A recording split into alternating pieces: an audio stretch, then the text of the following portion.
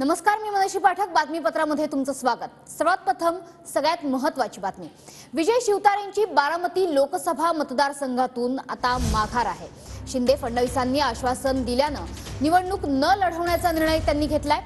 सुनेत्रा पवारांना बहुमतानं निवडून आणणार असं सुद्धा विजय शिवतारेंनी म्हटलंय. मी माघार घेत नसल्यानं मुख्यमंत्री माझ्यावर रागवले होते. माझ्यामुळे 15 ते 20 खासदार पडतील असं मला सांगण्यात आलं, असं विजय शिवतारेंनी म्हटलंय. माझ्या पुरंदरमध्ये 50,000 मताचं मताधिक्य मी अजित पवारांना देणार. आमचे सगळे कार्यकर्ते मिळून देणार. 1.5 लाख मतदान आम्ही ते करू. दादांशी सुद्धा आमची चर्चा होईल. काही मला दादा सुद्धा बोलले की काही कार्यकर्त्यांबरोबर थोडं मनोमिलनासाठी मी स्वतः येईल, सगळ्यांशी बोलेल.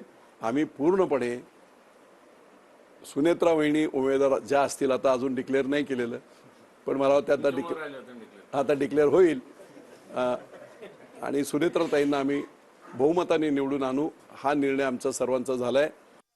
मी ऐकतच नाही त्यावेळेस माझ्यावर मुख्यमंत्री रागावले सुद्धा एकदा, पण तरी मी निघून आलो. आणि मग खदगावकरांचा एक फोन मला वाटते 26 तारखेला मला आला. बापू, मुख्यमंत्र्यांना अडचण होते तुमच्यामुळे, महायुतीला अडचण होते तुमच्यामुळे. सर्व ठिकाणी जर अपक्ष उमेदवार जर लोकांनी एकमेकांच्या विरुद्ध केले तर महाविकास आघाडीचा फायदा होत कदाचित 10-20 खासदार पडतील अशी परिस्थिती आहे. आणि त्यामुळे आपल्याला आपल्या मुख्यमंत्र्यांना सांभाळायचं आहे.